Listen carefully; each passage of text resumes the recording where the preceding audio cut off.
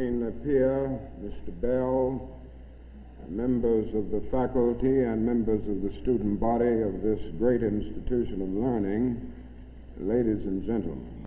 Now, there are several things that one could talk about before such a large, concerned, and enlightened audience.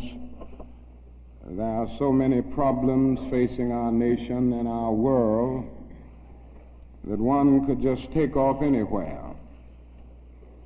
But today I would like to talk mainly about the race problem, since I'll have to rush right out and go to New York to talk about Vietnam tomorrow, and I've been talking about it a great deal this week and weeks before that. But I'd like to use as a subject from which to speak this afternoon the other America.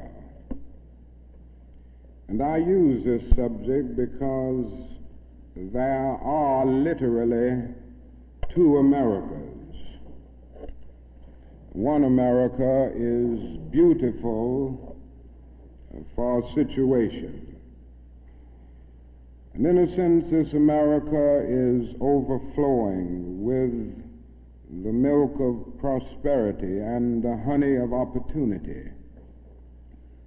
This America is the habitat of millions of people who have food and material necessities for their bodies, and culture and education for their minds, and freedom and human dignity for their spirits. In this America, millions of people experience every day the opportunity of having life, liberty, and the pursuit of happiness in all of their dimensions. And in this America, millions of young people grow up in the sunlight of opportunity. But tragically and unfortunately, there is another America. And this other America has a daily ugliness about it that constantly transforms the buoyancy of hope into the fatigue of despair. In this America, millions of work-starved men walk the streets daily in search for jobs that do not exist.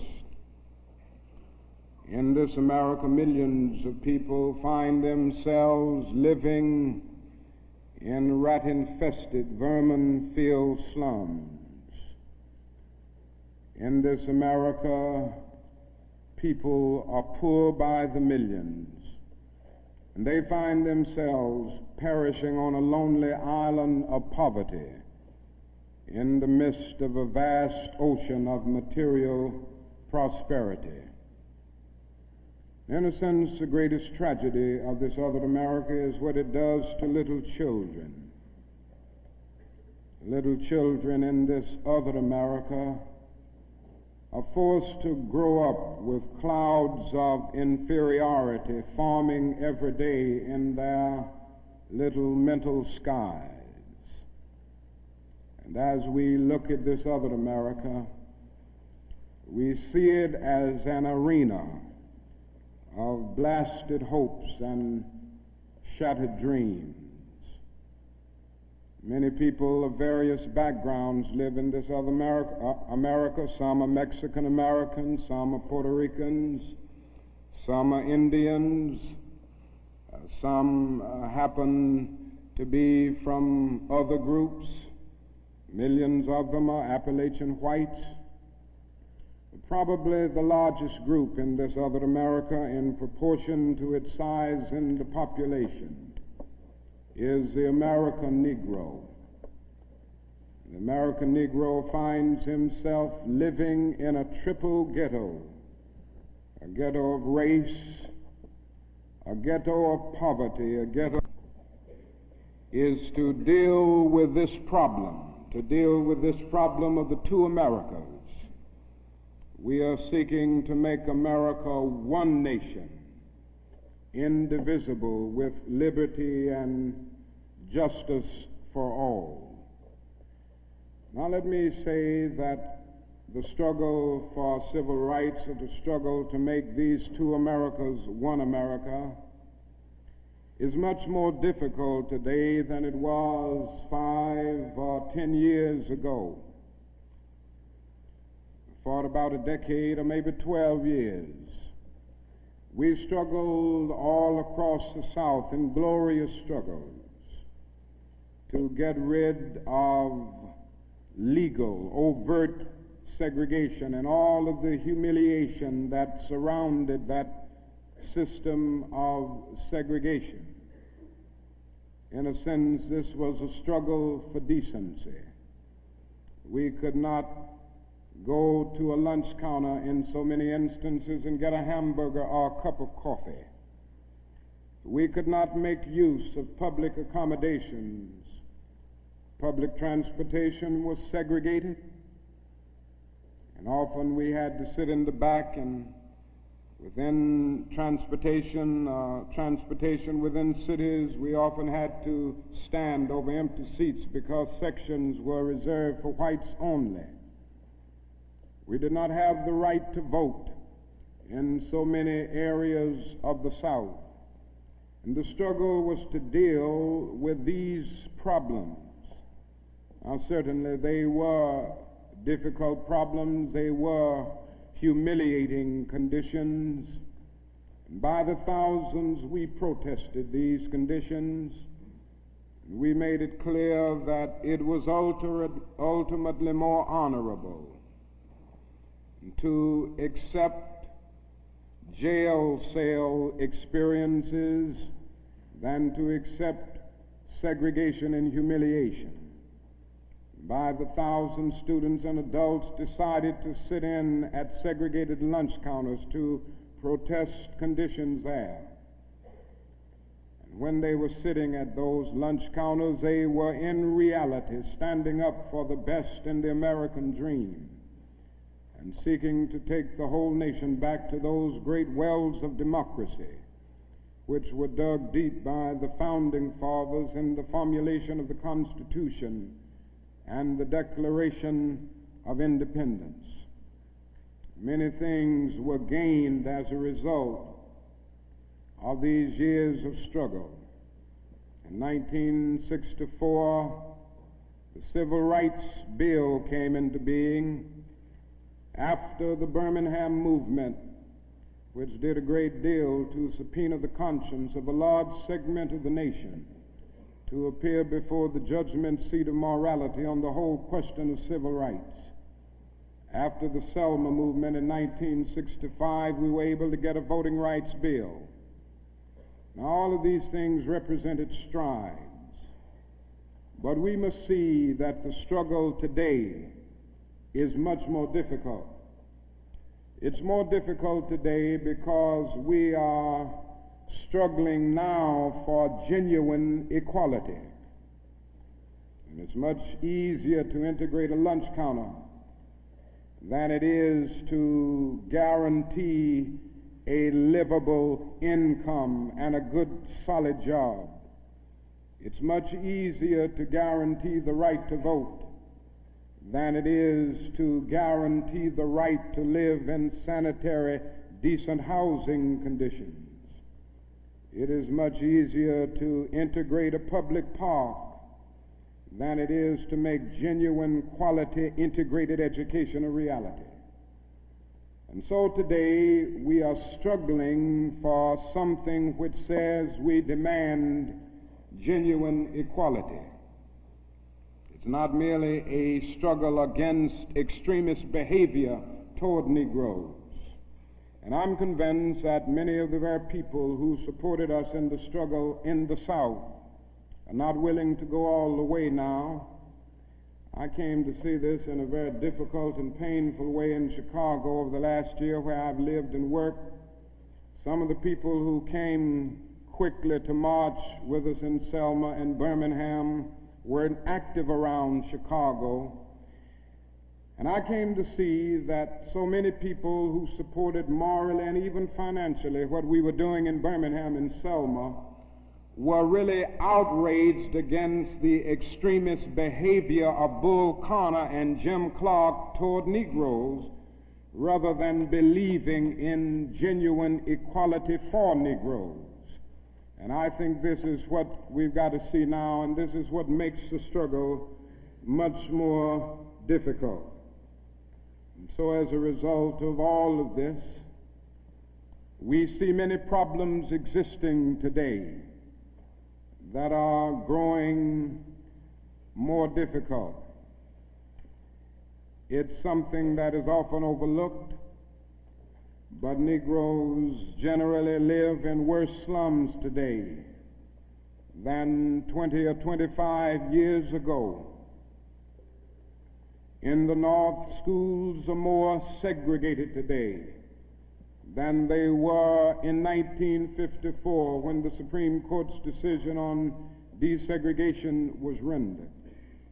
Economically, the Negro is worse off today than he was 15 and 20 years ago. And so the unemployment rate among whites at one time was about the same as the unemployment rate among Negroes.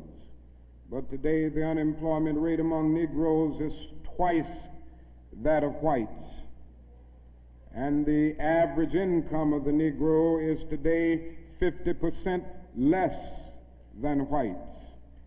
And as we look at these problems, we see them growing and developing every day. And we see the fact that the Negro economically is facing a depression in his everyday life that is more staggering than the depression of the 30s. The unemployment rate of the nation as a whole is about 4%. Statistics would say from the Labor Department that among Negroes it's about 8.4%. But these are the persons who are in the labor market, who still go to employment agencies to seek jobs, and so they can be calculated. The statistics can be gotten because they are still somehow in the labor market. But there are hundreds of thousands of Negroes who have given up. They've lost hope. They've come to feel that life is a long and desolate corridor for them with no exit sign. And so they no longer go to look for a job. There are those who would estimate that these persons who are called the discouraged persons would be 6 or 7% in the Negro community. And that means that unemployment among Negroes may well be 16%. And among Negro youth in some of our large urban areas, it goes to 30 and 40%. And so you can see what I mean when I say that in the Negro community, that is a major, tragic, and staggering depression that we face in our everyday lives.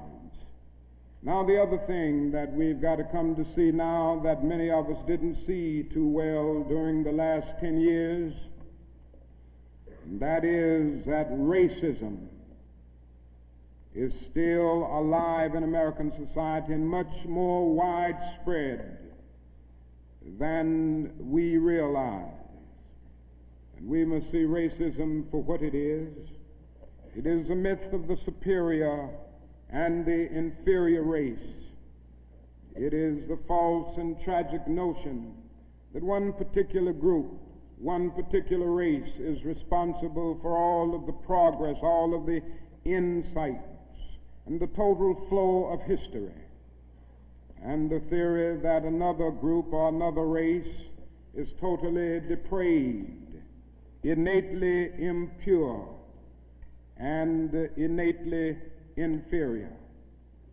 And in the final analysis, racism is evil because its ultimate logic is genocide.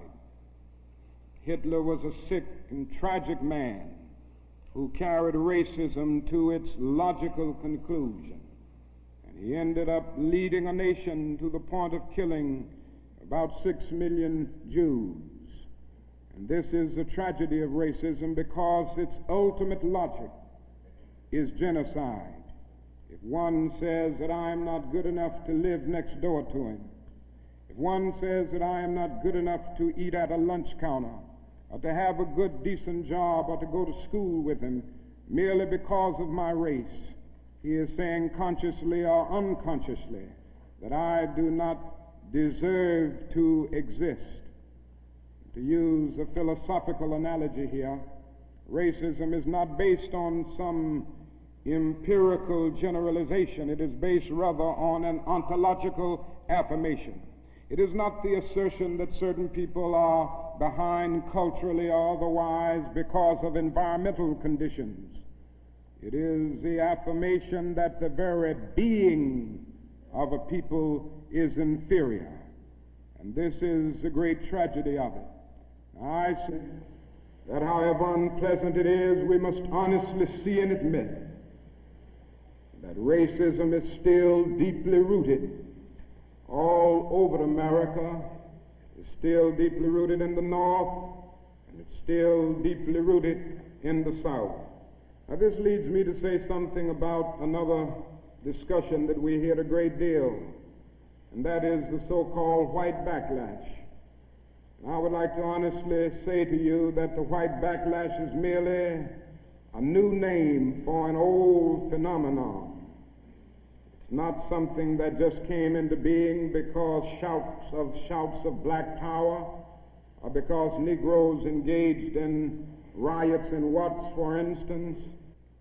The fact is that the state of California voted a fair housing bill out of existence before anybody shouted black power, or before anybody rioted in Watts.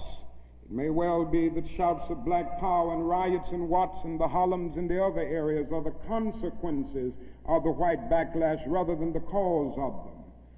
What it is necessary to see is that there has never been a single solid, monistic, determined commitment on the part of the vast majority of white Americans, the whole question of civil rights and on the whole question of racial equality.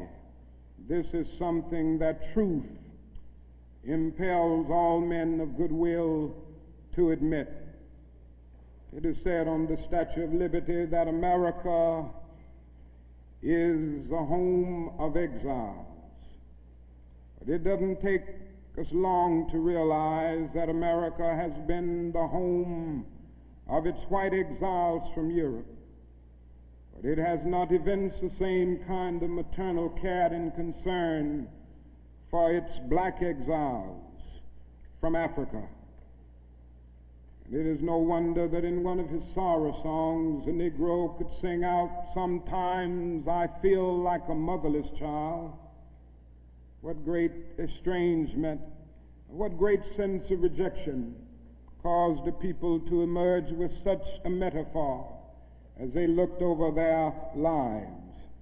What I'm trying to get across is that our nation has constantly taken a positive step forward on the question of racial justice and racial equality. But over and over again at the same time, it made certain backward steps.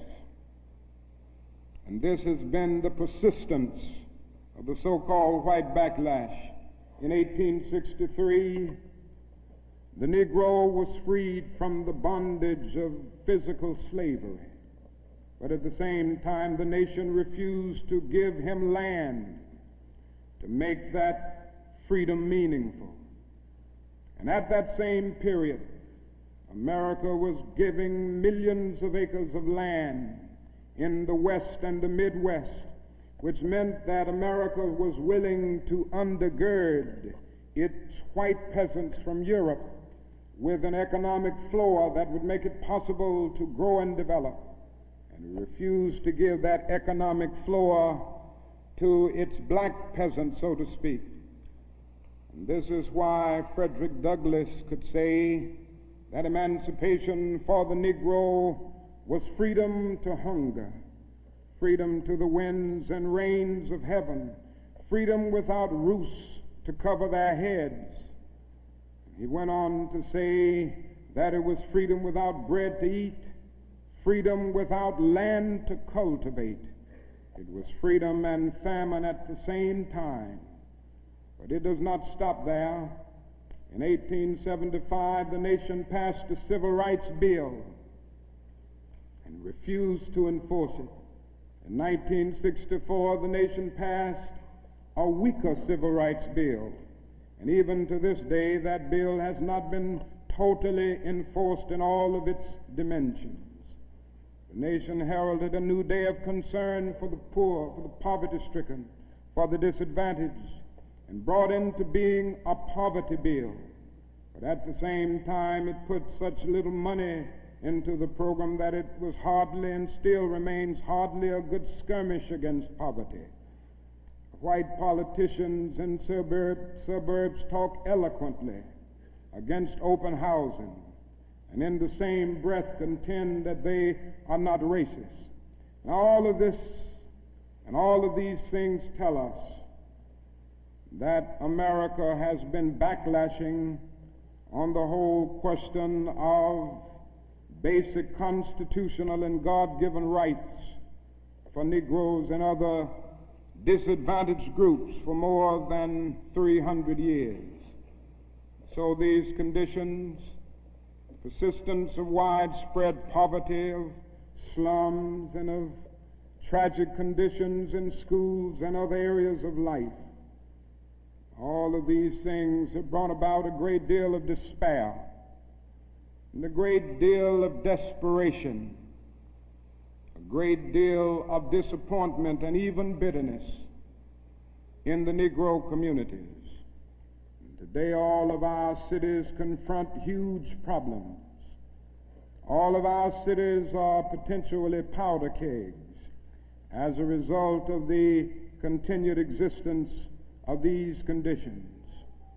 Many in moments of anger, many in moments of deep bitterness, engage in riots. And let me say, as I've always said, and I will always continue to say, that riots are socially destructive and self-defeating.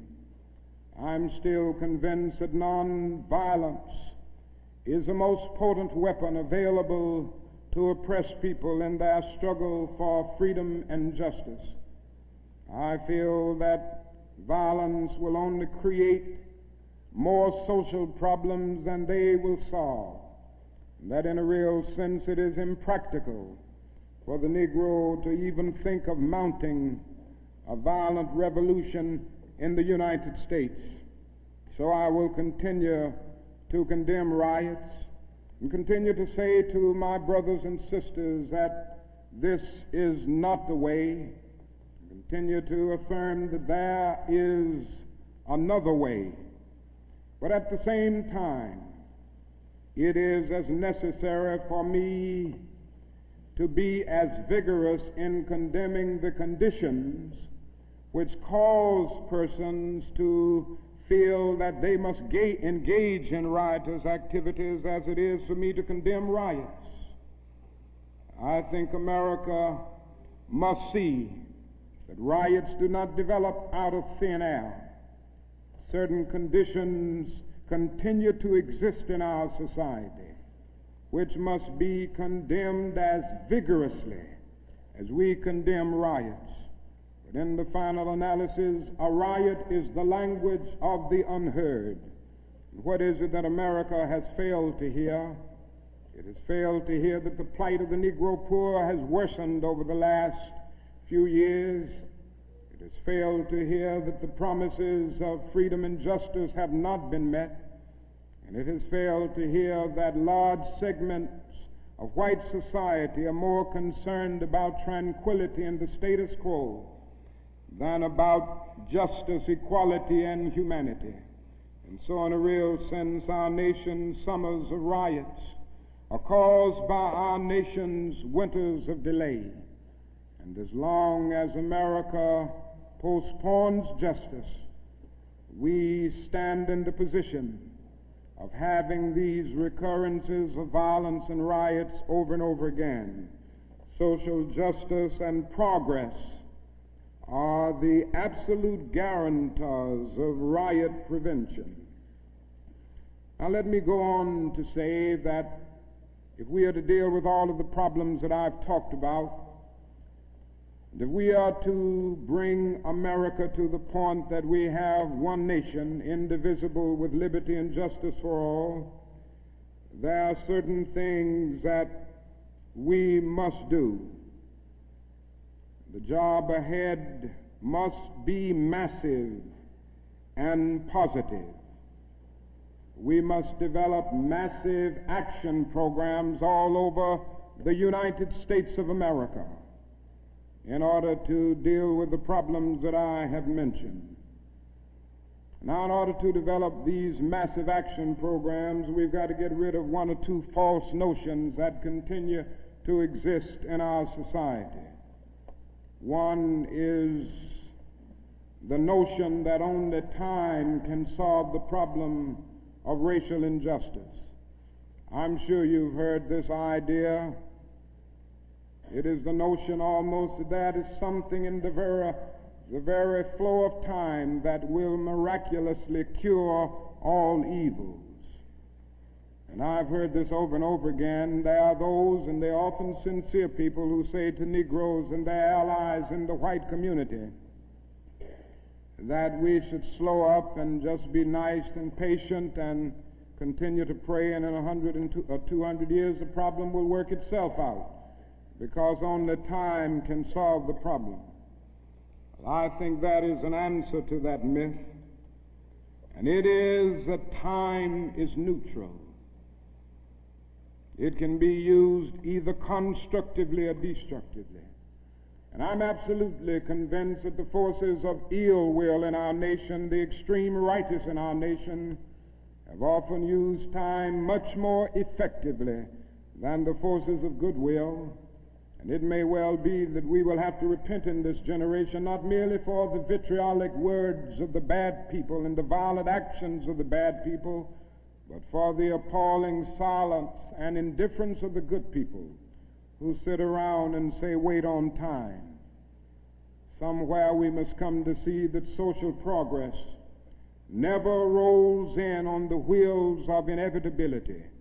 It comes through the tireless efforts and the persistent work of dedicated individuals, and without this hard work, time itself becomes an ally of the primitive forces of social stagnation. And so we must help time, and we must realize that the time is always right to do right. Now there's another notion that gets out. It's around everywhere. It's in the South, it's in the North, it's in California, and all over our nation. It's the notion that legislation can't solve the problem. It can't do anything in this area. And those who project this argument contend that you've got to change the heart, and that you can't change the heart through legislation. Now, I would be the first one to say that there is real need for a lot of heart changing in our country, and I believe in changing the heart. I preach about it. I believe in the need for conversion in many instances, and regeneration, to use theological terms. And I would be the first to say that if the race problem in America is to be solved, the white person must treat the Negro right, not merely because the law says it, but because it's natural, because it's right, and because the Negro is his brother. And so I realize that if we are to have a truly integrated society, men and women will have to rise to the majestic heights of being obedient to the unenforceable. But after saying this, let me say another thing which gives the other side, and that is that although it may be true that morality cannot be legislated, behavior can be regulated. Even though it may be true that the law cannot change the heart, it can restrain the heartless. Even though it may be true that the law cannot make a man love me, it can restrain him from lynching me, and I think that's pretty important also. And so while the law may not change the hearts of men, it can and it does change the habits of men. And when you begin to change the habits of men, pretty soon the attitudes will be changed, pretty soon the hearts will be changed. Now, I'm convinced that we still need strong civil rights legislation. And there's a bill before Congress right now to have a national federal open housing bill, a federal law declaring discrimination in housing unconstitutional, and also a bill to make the administration of justice real all over our country. Now, nobody can doubt the need for this. Nobody can doubt the need if he thinks about the fact that since 1963, some 58 Negroes and white civil rights workers have been brutally murdered in the state of Mississippi alone. And not a single person has been convicted for these dastardly crimes. There have been some indictments, but no one has been convicted. And so there is a need for the whole question of the administration of justice. There is a need for fair housing laws all over our country. And it is tragic indeed that Congress last year allowed this bill to die. And that bill died in Congress. A bit of democracy died, a bit of our commitment to justice died. And if it happens again in this session of Congress, a greater degree of our commitment to democratic principles will die. And I can see no more dangerous trend in our country than the constant developing of predominantly Negro central cities ringed by white suburbs. This is only inviting social disaster. And the only way this problem will be solved is by the nation taking a strong stand and by state governments taking a strong stand against housing segregation and against discrimination in all of these areas. Now, there's another thing that I'd like to mention as I talk about the Massive Action Program, and time will not permit me to go into specific programmatic action to any great degree. But it must be realized now that the Negro cannot solve the problems by himself. There again, there are those who always say to Negroes, why don't you do something for yourself? Why don't you lift yourselves by your own bootstraps? And we hear this over and over again. Now, certainly, there are many things that we must do for ourselves and that only we can do for ourselves. Certainly, we must develop within a sense of dignity and self-respect that nobody else can give us, a sense of manhood, a sense of personhood, a sense of not being ashamed of our heritage, not being ashamed of our color. It was wrong and tragic that the Negro ever allowed himself to be ashamed of the fact that he was black, or ashamed of the fact that his ancestral home was Africa. And so there's a great deal that the Negro can do to develop self-respect. There's a great deal that the Negro must do and can do to amass political and economic power within his own community and by using his own resources. And so we must do certain things for ourselves, but this must not negate the fact and cause the nation to overlook the fact that the Negro cannot solve the problem himself. A man was on the plane with me some weeks ago, and he came and talked with me, and he said, the problem, Dr. King, that I see with what you all are doing is that every time I see you and other Negroes, you are protesting, and you aren't doing anything for yourselves. And he went on to tell me that he was very poor at one time, and he was able to make it by doing something for himself. Why don't you teach your people, he said, to lift themselves by their own bootstraps. And then he went on to say other groups face disadvantages, the Irish, the Italians, and he went down the line. And I said to him that it does not help the Negro, it only deepens his frustration for unfeeling and sensitive people to say to him that other ethnic groups who migrated or were immigrants to this country just 100 years ago or so have gotten beyond him, and he came here some 344 years ago. And I went on to remind him that the Negro came to this country involuntarily in chains, while others came voluntarily. I went on to remind him that no other racial group has been a slave on American soil. I went on to remind him that the other problem that we have faced over the years is that the society placed a stigma on the color of the Negro, on the color of his skin, because he was black. Doors were closed to him that were not closed to other groups. And I'm to say to people that you ought to lift yourself by your own bootstraps, but it is a cruel jest to say to a bootless man that he ought to lift himself by his own bootstraps.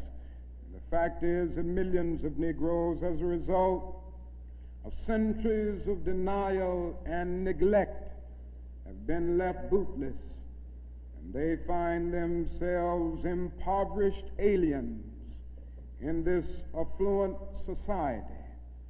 And that is a great deal that the society can and must do if the Negro is to gain the economic security that he needs. Now, one of the answers, it seems to me, is a guaranteed annual income, a guaranteed minimum income for all people and for all families of our country. It seems to me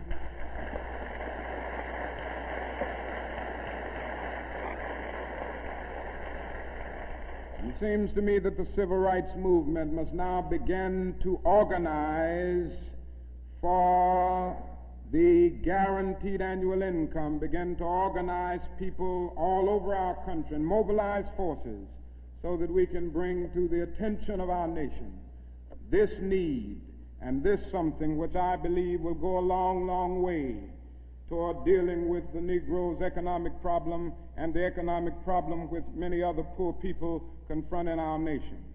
Now, I said I wasn't going to talk about Vietnam, but I can't make a speech without mentioning some of the problems that we face there, because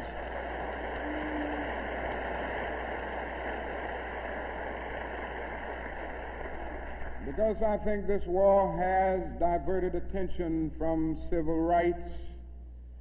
It has strengthened the forces of reaction in our country and has brought to the forefront the military-industrial complex that even President Eisenhower warned us against at one time.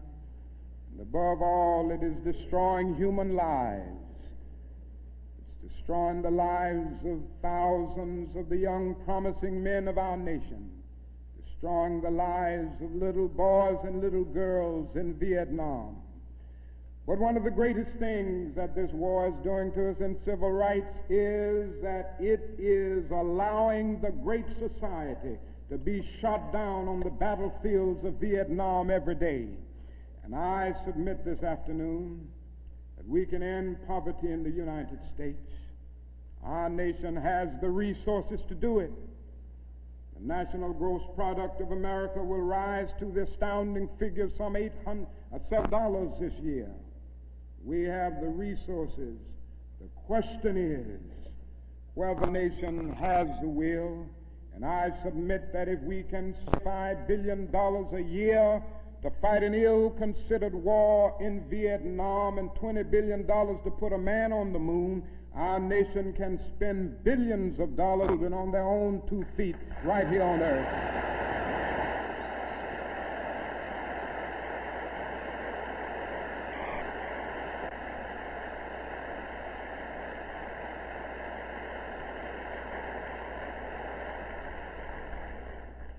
Let me say another thing that's more in the realm of the spirit, I guess.